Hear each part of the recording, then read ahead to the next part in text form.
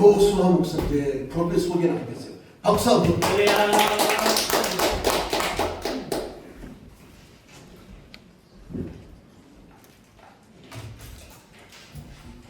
네, 반갑습니다. 잠시 기도드리겠습니다. 여호와여, 이 자리에 우리가 모였나이다. 이 시대와 이 때를 당하여 우리가 부르심을 입고 이 자리에 함께 모였습니다. 성령께서 특히 우리가 마땅히 드려야 할 바를 알게 하시고 우리의 귀를 열사 또 학자 같은 귀가 되고 우리가 또 입술이 학자 같은 입술이 되어서 뼈가 되어서 주의 말씀이 이 자리에 모든 참석한 모든 이들에게 은혜가 충만한 시간이 되길 바라고 감사하며 예수 그리스도 이름으로 기도드립니다. 아멘. 마태복음 28장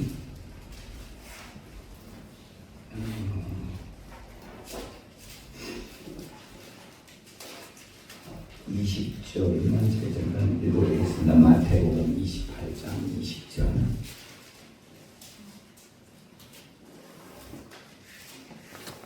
내가 너희에게 분부한 모든 것을 가르쳐 지키게 하라.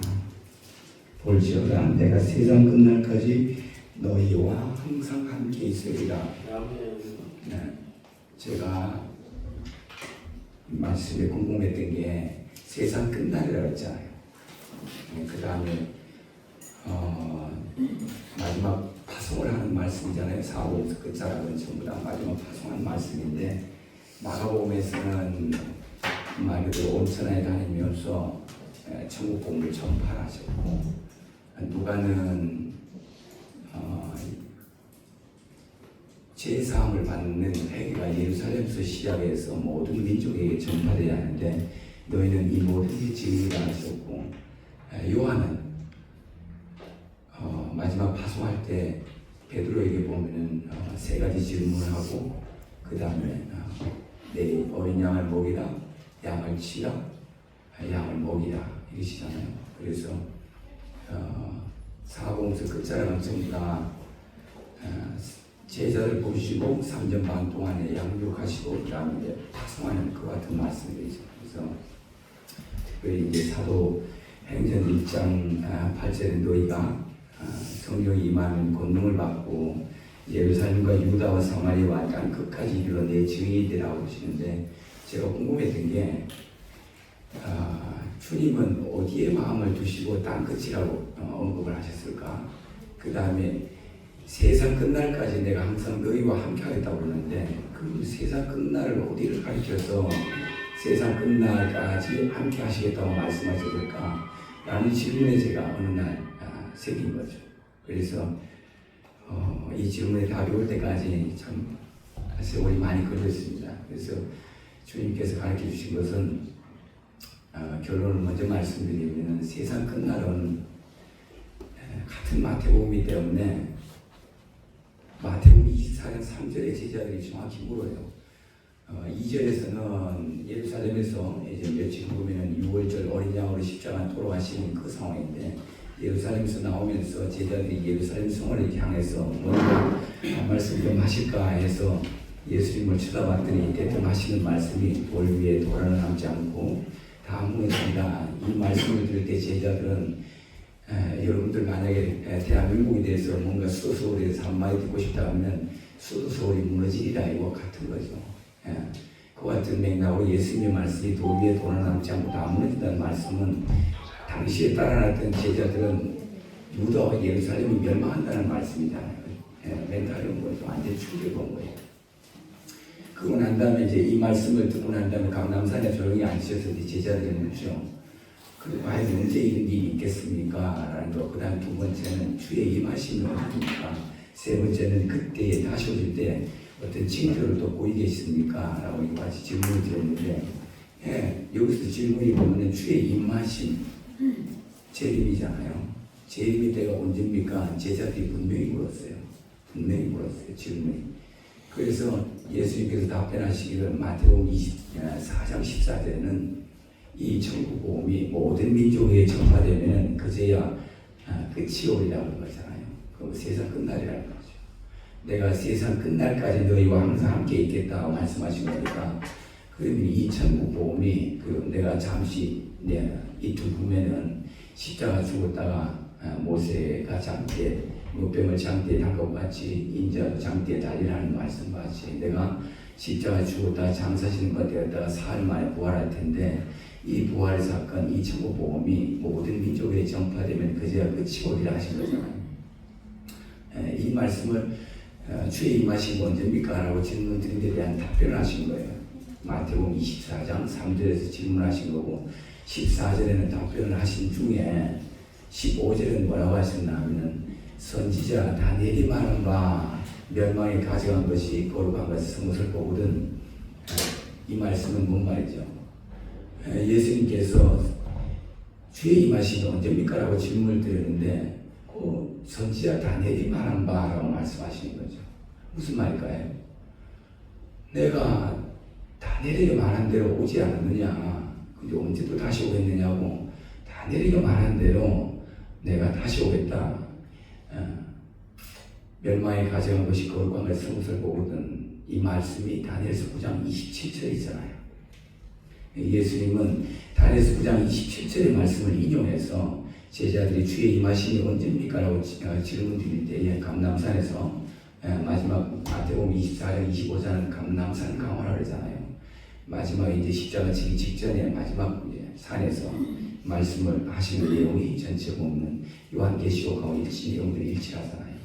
그래서 미혹하는 일이라는 것은 마태복음 24장 전반부에 미혹하는 일이 일어난다는 얘기는 계시록 6장의 백말탄자에 대한 말씀이고 그 다음에 또 난리와 난리 전쟁이 난다는 얘기는 민족과 민족이 나라와 나라가 되니까 일어난 전쟁이 난다는 얘기는 요한계시록 6장의 두 번째 말 큰 칼 잔자가 붉은 말 탄자가 큰 칼 잤으니까 큰 칼은 큰 전쟁을 의미하잖아요.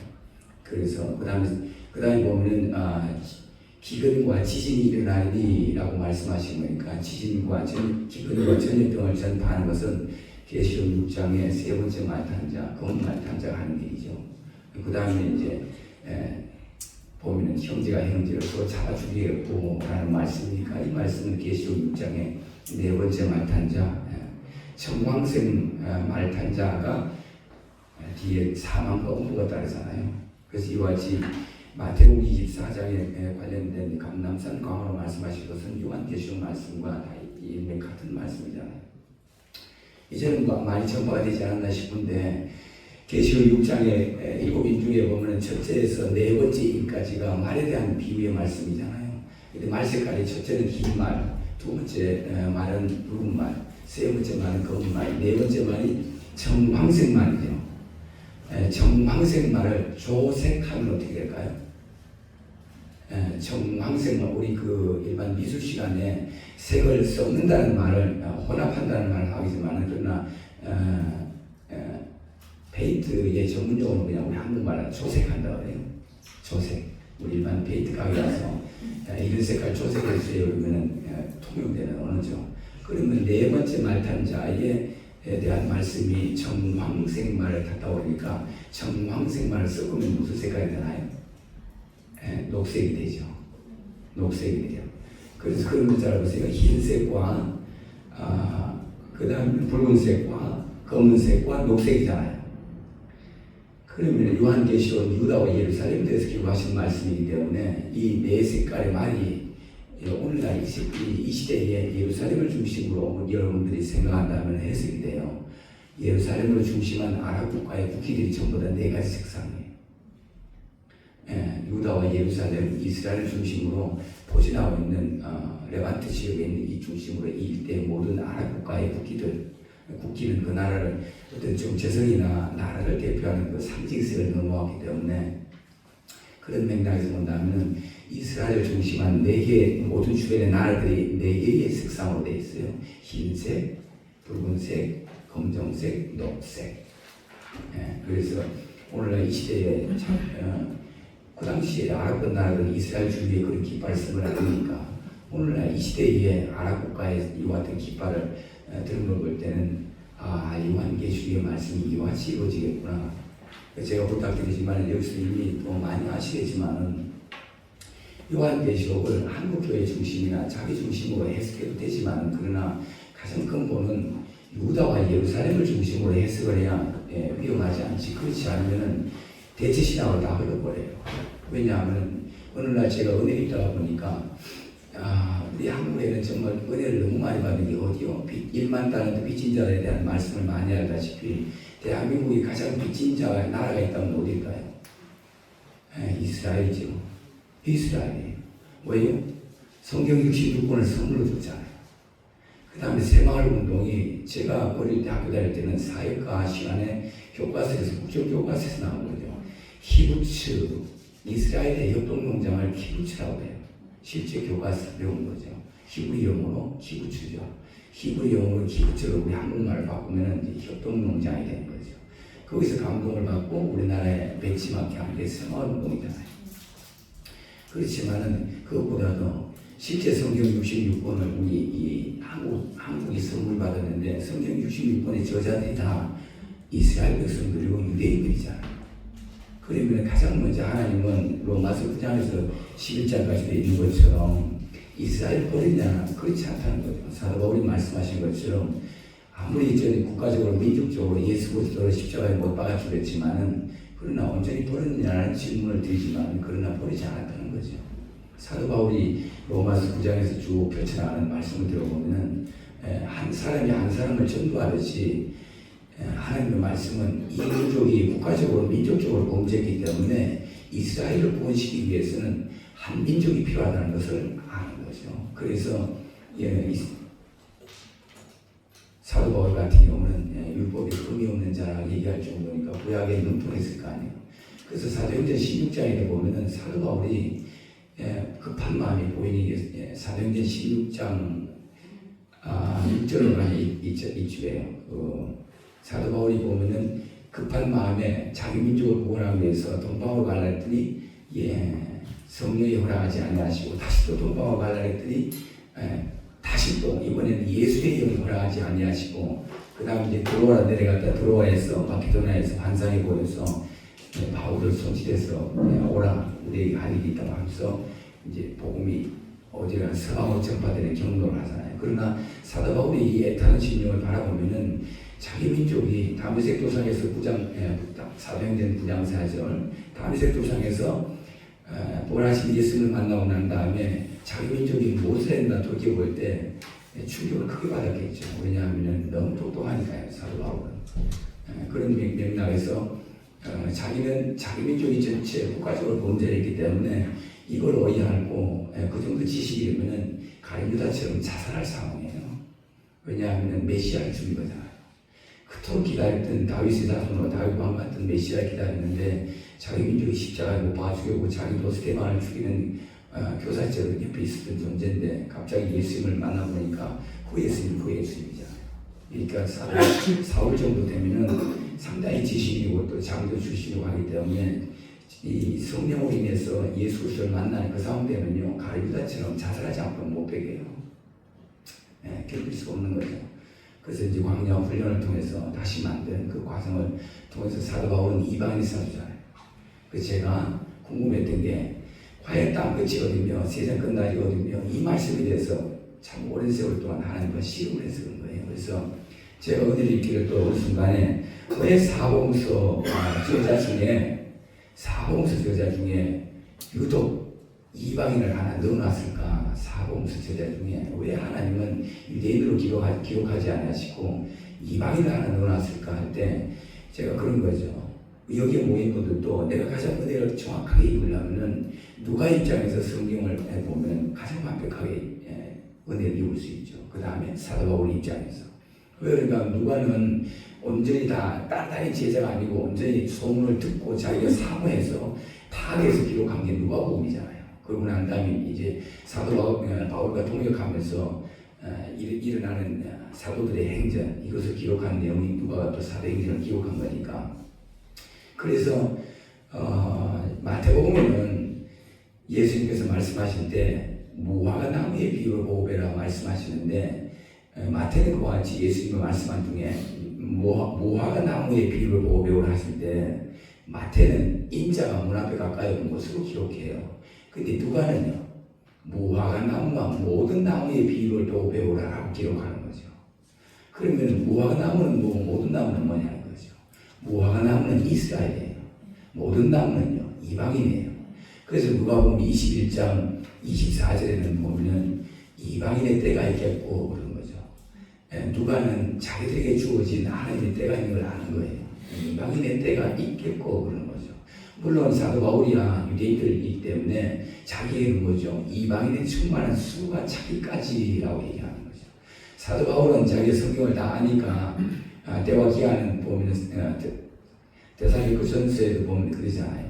때와 시기에 대해서 내가 너희에게 알 것 없다, 말할 것도 없고 왜 다 알고 있지 않니? 이 말이에요. 근데 우리는 때로는 이제 예수님께서 마태복음 24장 36절이나 사도행전 1장 7절의 말씀을 인용해서 예수님께서 때와 기한을 모른다고 하는데 그거 안다고 하는 사람은 그 이단이다라고 우리는 정죄를 하잖아요. 그렇지만 성경의 맥락을 자세히 살펴보면 예수님께 분명히 제자들은 주의 임하심이 언제입니까? 라는 질문을 명확하게 드는 거고 주의 임하심에 대해서 모르는 분이 있나요? 질문이 명확해요. 근데 예수님도 질문을 명확하게 답변해요. 뭐라고요? 내가 며칠 있다 죽고 부활할 텐데 이 천국 복음이 모든 민족에 전파되면 그제야 끝이 오리라. 세상 끝날이라는 거죠. 그럼 세상 끝날이 언제냐고 궁금한 게 그거잖아요. 너희 내가 선지자 다니엘이 말한 바대로 내가 왔는데 멸망에 가장한 것이라는 말씀이 다니엘서 9장 27절이라면 다니엘서 9장 27절은 또 그거잖아요. 그가 한 일해 동안 많은 사람과 언약을 굳게 맺겠고 이 말씀인데 그럼 여기서 이 말씀을 인용해서 예수님께서 말씀하실 때 한 일해라는 것은 어디서 나왔냐는 거죠. 다니엘서 9장 24절에서 나왔죠. 내 백성과 내 거룩한 성을 위하여 1은 1에 71회를 기한으로 정하였다 이거죠. 그래서 다니엘서 9장 24절에 명확하게 알아야 될 것은 내 백성과 내 거룩한 성을 위해서 1은 1회를 기한으로 정하였다고 말씀하셨는데 예수님은 이 기한 1은 1회 이 기한 속에서 내가 현재 와 있고 그리고 언제 다시 오겠냐고 마지막 한 일회 때 내가 다시 오겠다 이 말씀이에요. 그럼 예수님이 제자들의 주의 임하심에 대한 답변을 때와 기한을 모른다고 답했을까요? 그렇지 않아요. 그래서 사도 바울이 데살로니가 교회 편지할 때도 보면 내가 너희에게 때와 기한에 대해서 쓸 것이 없을 것은 너희가 이미 다 알고 있는 바라. 낮에 속고 있고 빛의 자녀들은 다 안다는 거죠. 다만 어둠에 속한 자들이 때와 기한을 모르고 잠자다가 도둑같이 임하는 거죠. 그래서 예수님의 말씀을 자세히 살펴보면 왜 마태복음에서 무화과나무 비유를 말씀하시고 때와 기한을 모른다고 말씀하셨을까 할 때 예수님의 말씀이 의도를 알면요 완벽하게 대답하신 거예요. 때와 기한을 모른다 할 때는 왜 무화과나무 비유로 자기가 말씀할 때 인자라고 얘기했잖아요. 인자에 자기 자신을 인자로 얘기할 때 무슨 말씀하시는 거예요? 신랑으로서 말씀하시는 거예요. 그러면 자기 자신이 신랑으로서 하나님의 아들이니까 아들로서 신랑으로서 얘기할 때는 때와 기한을 알 수가 없어요. 왜요? 이스라엘 백성들에게 결혼을 할 때 이와 같은 풍습으로 가르쳐주기 때문에 이스라엘 백성들의 신랑은 요셉과 마리아가 정혼식하고 요셉이 돌아와서 하는 일이 뭘 하느냐 마리아를 데리고 와서 살침을 지기 시작하는 거예요. 그리고 보통 이건 이스라엘 전통과 관례니까 이 일을 모르면 예수님이 하신 답변하신 말씀을 할 수가 없어요. 그래서 정혼식을 하고 돌아오면 뭘 하느냐 1년 늦으면 2년 동안 새집을 짓기 시작하는 거죠. 새집을 지어요. 새집이 다 지어지면은 아버지께서 아들을 데려오라. 왜요? 아버지께는 아무 권한이 없어요. 그냥 이스라엘 결혼 풍습이에요. 아버지 서로 대화하다가 아들아 이 뒤에다가 내 집 옆에다가 집을 짓겠는데 땅은 뭐 한 200평 하면 되겠나? 이렇게 해서 뭐 어떻게 한 1층을 지으면 되겠나? 정도는 대충 몇 명 쓰겠니? 그럼 또 장비는 포크레인이나 타워크레인이나 어떤 걸 쓰겠나? 벽돌집 할래? 기와집을 할래? 뭘로 할래? 이런 내용이 다 하는 게 누구에게 있다고요? 아버지에게 권한이 있어요.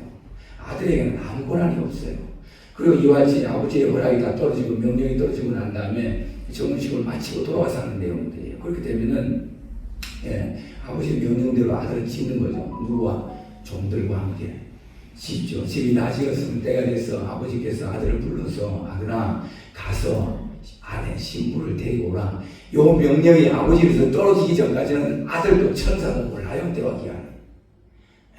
이게 이스라엘 결혼 풍습으로 주신 하나님의 풍습이 결혼 풍습이에요. 모세에게 주신 거니까. 이건 어디에 맞춰놨다고요? 모세에게 주신 7개 절기에 맞춰놓은 거죠. 그래서 7개 절기에 맞춰서 초막절을 잔치를 하는 거고 7일 동안 잔치를 해요. 그래서 계시록 21장은 초막절 혼인잔치예요. 계시록 21장을 내용을 읽어보면 초막절 혼인잔치를 알게 되고, 레위기서에 대한 23장에 기록한 절기를 알면 레위기서 23장에 7일 동안 초막절 혼인잔치, 시당에 오시면 예수 그리스도와 함께 7일 동안 천국의 잔치를 벌인다는 걸 알 수가 있어요.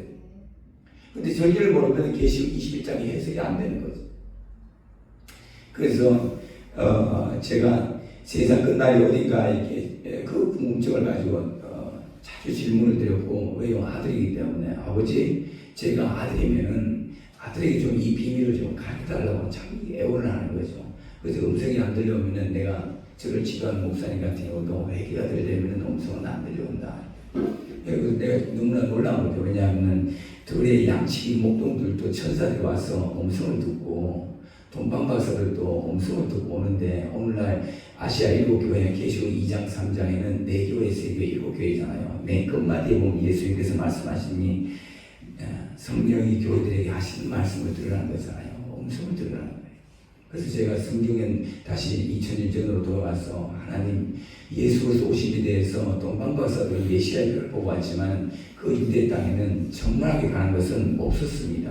근데 동방에서는 천문학을 관리하는 관측을 하고 관리하는 기록자들이 있었던 거죠. 전문가들이. 그 이화승을 바라볼 때 마태복음 2장에는 분명히 동방박사들이 메시아들을 보고 왔을 때 온 성에 소동이 난 거죠. 저는 몰랐던 거예요. 그러면 제가 기도드릴 때도 하나님 2000년 전에 예수님 오신 것을 아무도 몰랐습니다. 소수 정말 알아주지 않는 사람들 빼고.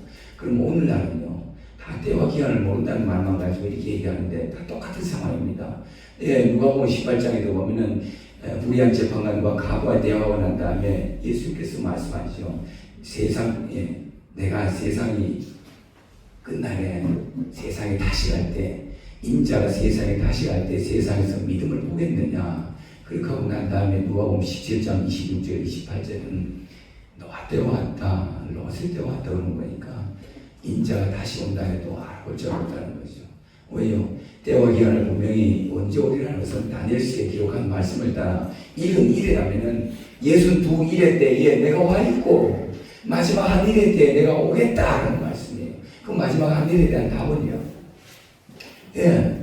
다니엘서 12장 11, 23절에 명확하게 기록이 되어 있어요. 그래서 여러분들이 1290일, 1335일, 그리고 마지막을 기다리다 합치면 2625일이다. 민수기 14장 34절과 에스겔서 4장 4, 5, 6절을 보면 하루가 1년이다 그런 거죠. 2625일에 하루가 1년을 하면 2625년이잖아요. 그러면 마지막이죠. 그래서 2625년은 2016년, 2017년이에요. 다니엘서 1장 1절부터 왜요? 매일 드리는 제사를 행할 때부터 2625년을 가르는 겁니다. 그래서 이와 같이 성경에 기록하신 대로 그대로 풀어 따라가면 제가 계산한 거 아니에요. 하나님께서 다 가르치고 가는데 마지막에 뭐라 그러냐, 일러주시는 대로 2625년 2016년에 음성이 바로 들어오는 뭐냐, 유대력으로 5777년이다 그러시는 거예요. 그럼 제게 가르쳐 주신 것 하나님께서 맞다라는 거죠.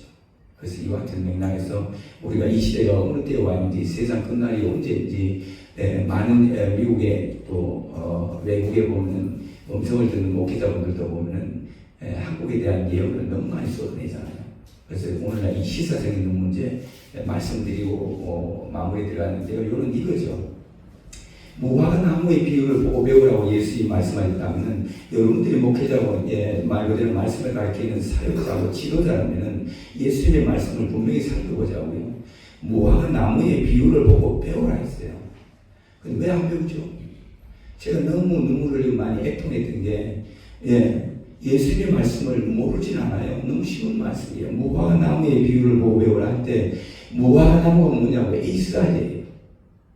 이런 이레가 내 백성과 내 거룩한 성을 위하여 이런 이레를 정하였다고 하는데, 내 백성은 유대인이고 내 거룩한 성은 예루살렘 성이죠. 이런 이레를 정해놨는데 62일의 때에 십자가를 짊어지러 구원해주고 대제사장으로 오신 예수님은 베들레헴에서 나신 거고, 마지막 한 일에는 어디서 오냐고, 여러분들이 살고 있는 동방 땅끝 해돋는 곳에서 다시 비추어 오시는 거죠. 그럼 그 마지막 한 일의 때는 어디냐고요? 62일회 때는 사복음서라면 마지막 한 1회 때는 요한계시록. 이런 1회를 유다와 예루살렘을 대하여 전파하셨다면은 마지막 한 1회도 요한계시록이라면 유다와 예루살렘에 관해서 기록한 말씀이기 때문에 반드시 성경을 해석할 때 유다와 예루살렘을 중심으로 성경을 해석해야 어긋나지 않는 거예요. 그래서 요한계시록은 유다와 예루살렘에서 이루어지는 모든 심판에 대한 말씀이기 때문에 그 심판이 이루고 난 다음 이루어지는 건 뭐죠? 마태복음 6장 9에서 13절에 말씀하신 것처럼 주기도문이 이 땅에 물리적으로 실제 이루어지는 거죠. 그러면 주기도문이 이루어지는 그 말씀이 어디에서 이루어지나요? 주기도문의 말씀이 오늘날 성서에는 이때에 하나님께서 하늘에 있는 하늘에서 하나님의 이름으로 이루어진 나라가 이 땅에 이루어질 때에 그 계획이 어디에 있냐? 요한계시록에 있잖아요. 그래서 사복음서는 대제사장 우리를 위해서 죽으시는 십자가의 복음을 우리가 영접할 때 예수 그리스도 구원의 주를 영접하지만은 다시 오시는 주 심판의 주와 왕을 우리가 영접한다면 계시록에 있는 왕의 말씀과 왕의 복음을 알지 못하면 어찌 예수 그리스도를 영접할 수 있단 말입니까? 그래서 이 교회에도 올라올 때 요한계시록에 대한 말씀이 메시지가 오픈이 돼 있어서 마지막 때를 이끌어가는 영교회라는 것을 생각을 해서 감사를 한 거죠. 그렇지만은 이런 이래를 기한으로 정했다고 볼 때는 62일회 때에 예수님께서 십자가를 치러 오신 거고 마지막 한 일회 이런 일회 때에 요한계시록에 기록된 말씀으로 심판의 주와 왕으로 오신다는 것을 분명히 알았으면 감사하고 다시 말씀드리지만은 무화과 나무의 비유를 보으려면은 무슨 말씀이냐고 이 세대가 지나가기 전에 다 이룬다는 말씀은 오늘날 이 세대 여러분 세대에 다 지나가기 전에 성경의 마태복음 24장 25장 요한계시록에 기록된 모든 말씀이 예언의 말씀이 성취된다는 말씀이죠. 그렇다면 마지막으로 제가 마무리 드릴게요. 그렇다면 무화과나무의 비유를 보별하신 말씀 중에 예수님의 말씀은 너무 쉬운 거죠. 이스라엘이 어떻게 건국이 되고 어떻게 오늘날 전쟁이 일어나는 것을 알면은 예언의 말씀들이 어떻게 성취되는 것을 명확하게 알 수 있어요. 오늘날 이스라엘의 눈이 감겨 있다면 생각해보세요. 1만 달란트 빚진 사람이면 우리 대한민국이 가장 빚진 나라는 이스라엘. 성경 66권으로 교회가 생겼잖아요. 천국이 소망을 주어졌고 천국이 닮아가는 여러분들이 있는 이 놀라운 축복 속에 내가 선물을 준 나라 이스라엘을 생각지 않는다면 심판자 입장에서 볼 때는 개심죄에 걸리지 않을까요? 그래서 한국교회가 전 이스라엘에서 오늘날 우리 대한민국에 6.25 전쟁이 날 때 유엔군의 이름으로 7일 만에 유대인 청년들 20대 청년들이 4,000명이나 이 한반도에 와서 예배를 드리며 피를 흘렸고 유대인들의 청년의 피가 아벨의 피가 땅에서 부러지는 것처럼 유대인들의 청년들의 피가 한반도에서 부러진 거예요. 근데 이스라엘의 전쟁이 성경대로 났는데 4년이 지났는데 우리는 중국이 더 나아가는 거죠. 예수님도 유대인이고 12지도도 유대인이고 자기들의 고향 어머니가 살았던 그 자손들이 사는 땅 940만 중에 4만여 명이 예수 그리스도를 여전히 2000년 전에 그 예수 그리스도를 믿는 그 믿음으로 오늘날 이스라엘 땅에 있는데 우리는 그들을 위해서 기도를 하지 않는 거죠. 여러분들만 복 받으시려고요. 성경은 그렇지 않습니다. 예수님께서 자기 고향에 전쟁이 났다는데 6.25 전쟁이 나서 이 나라에 교회가 있기까지 산발선을 지켜줬는데 유대인 청년들이 그러나 우리는 저들을 위해서 기도하지 않는다. 울지 않아요. 나만 위해서 하는 거죠. 여러분들이 제발 이 시간에 정욕을 위해서 우리 대한민국만 위해서 기도하는 기도가 되지 않기를 간절히 바라고 여기까지 감사하고 예수 이름으로 여러분 축복하고 축원합니다. 아멘.